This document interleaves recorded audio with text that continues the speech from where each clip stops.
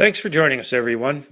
Our third and final look at league teams will include the St. Albert Junior Cardinals, the Edmonton Primos, and the Sherwood Park Athletics. The Cardinals have 11 new players to go along with their 12 returnees. Coming off a 3-15 2016 season, there's only one way for this young club to go, and that's up. While they undoubtedly remain the youngest team in the league, they do have some veterans, including pitcher-outfielder Hayden Chise, who brings tremendous speed along with a .469 batting average. Also returning are Scott Peterson, Kento Vanswell, Crothers McLean, and Brandon Hoffman, to name just a few. The Cards also have a new head coach in Jason Enright.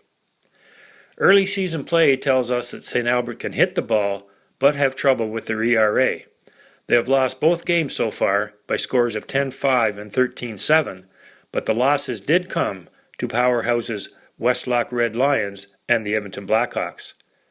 The Junior Cardinals are going to be hard-pressed once again to post a winning record, but are to be applauded for providing a place for young ball players in the St. Albert area a chance to continue playing baseball. The Edmonton Primos, coming off a 7-11 record, are another club who are optimistic for 2017. The Primos have replaced a total of 9 players from last year's squad, including Derek Olofsson, who has retired. Dan Ruud will take over the head coach's position. Among the additions are 19-year-old outfielders Matt Persky, 21-year-old outfielder Garrett Parlett, and veteran outfielder Matt Jones, all from the disbanded Parkland White Sox of the Sunburst League.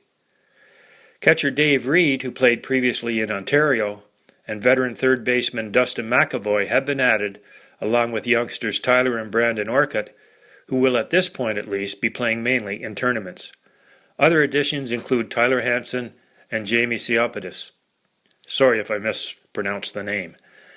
The player that they are most excited about, however, is Mike Henry, a 6'3" pitcher who was drafted by the Cincinnati Reds in 2007 and played 2 years of pro ball.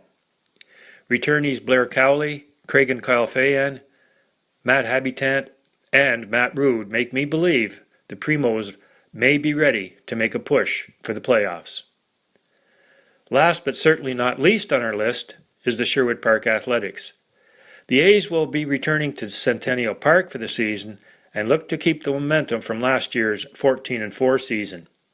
They have returned their core players, including Forrest Heisey, Callan Kenyon, Carson Kerwer, Henry Duke, the McElroy brothers Brett and Cody, as well as Kent Morrison.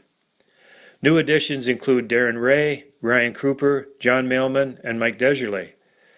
The A's had a batting average last year of .328 and a team ERA of .302, and I don't see much changing in that regard. This is a team which has grown from a bunch of 18 and 19-year-old rookies to seasoned players of 23 and 24-year-olds. Look for the A's to once again challenge the Blackhawks not only for the regular season championship, but also the postseason championship. Well, that's it for this week's edition of Circling the Bases. Thanks for joining us. This is Earl Thompson reminding you, if you can't play a sport, be one. So long for now.